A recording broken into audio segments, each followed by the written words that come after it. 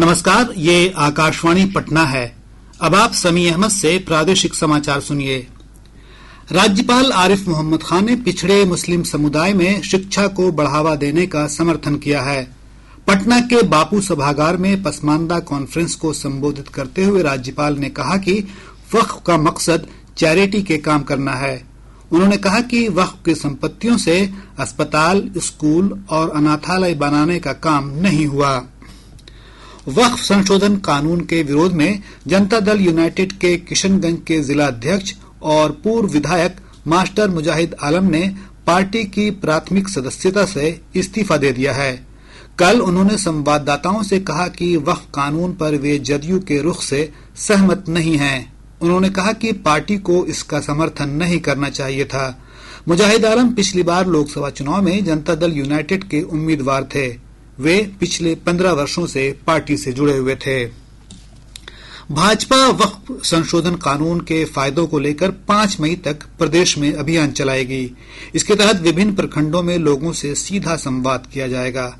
Party के प्रदेश अध्यक्ष doctor Dilip Jaiswal ने कहा कि वक्फ को लेकर विपक्ष लोगों को भ्रमित कर रहा है। पार्टी के अल्पसंख्यक मोर्चा के राष्ट्रीय अध्यक्ष जमाल सिद्दीकी ने कल पटना में कहा कि वक्फ कानून इस्लाम के विरुद्ध नहीं है। उन्होंने कहा कि ये धार्मिक नहीं बल्कि संपत्ति से जुड़ा मामला है और सरकार ने पारदर्शिता के लिए ये कानून बनाया है। इससे गरीब और पिछड़े मुसलमानों को फायदा होगा। कांग्रेस अध्यक्ष मल्लिकार्जुन खड़गे ने बक्सर में आयोजित एक कार्यक्रम में आरोप लगाया कि बिहार में मुख्यमंत्री नीतीश कुमार की सरकार हर मोर्चे पर विफल है। ईसाई धर्मावलंबी आज ईस्टर का त्योहार मना रहे हैं। इस अवसर पर पटना स्थित पादरी की हवेली सहित प्रदेश के विभिन्न गिरजाघरों में प्रार्थना सभा और अन्य धार्मिक आयोजन किए जा रहे हैं।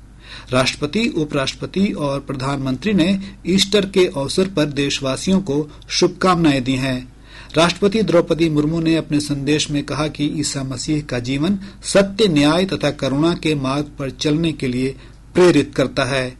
उन्होंने लोगों से ईसा मसीह के त्याग और प्रेम के संदेश को जीवन में आत्मसात करने की अपील की। उपराष्ट्रपति जगदीप धनखड़ ने कहा कि ईस्टर का त्योहार नई आशा और नई शुरुआत का प्रतीक है।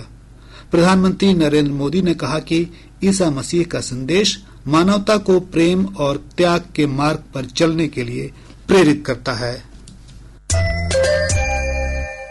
प्रादेशिक समाचार आप आकाशवाणी पटना से सुन रहे हैं। भारतीय वायुसेना की सूर्य किरण टीम 22 और 23 अप्रैल को एयर शो का आयोजन करेगी। इस दौरान यातायात प्रबंधन के मद्देनजर 22 और 23 अप्रैल को जेपी गंगा पथ पर एलसीटी घाट से कृष्णा घाट तक 6 घंटे तक वाहनों का परिचालन बंद रहेगा। अररिया जिले में अपराध नियंत्रण के लिए चलाए जा रहे अभियान के तहत विभिन्न थाना क्षेत्रों में 52 फरार अभियुक्तों को गिरफ्तार किया गया है। वहीं जिले के सोनमणि गोदाम और सिकटी थाना क्षेत्र से पुलिस ने भारी मात्रा में नेपाली शराब के साथ 2 तस्करों को गिरफ्तार किया है। प्रदेश में पश्चिमी विक्षोभ की सक्रियता में कमी बनी हुई है। इसके कारण अधिकतम और न्यूनतम तापमान में बढ़ोतरी का सिलसिला जारी है।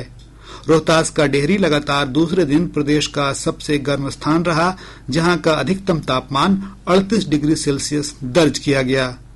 मौसम विभाग ने कहा है कि अगले 4 दिनों के दौरान राज्य के अधिकांश जिलों में अधिकतम तापमान में 4 से 6 डिग्री सेल्सियस की क्रमिक वृद्धि होने की संभावना है। वहीं किशनगंज, कटिहार और पूर्णिया में 1-2 स्थानों पर 30 से 40 किलोमीटर प्रति घंटे की रफ्तार से तेज हवा के साथ हल्की बारिश और वज्रपात की आशंका है। इसके साथ ही आकाशवाणी पटना से प्रसारित प्रादेशिक समाचार का ये अंक समाप्त हुआ।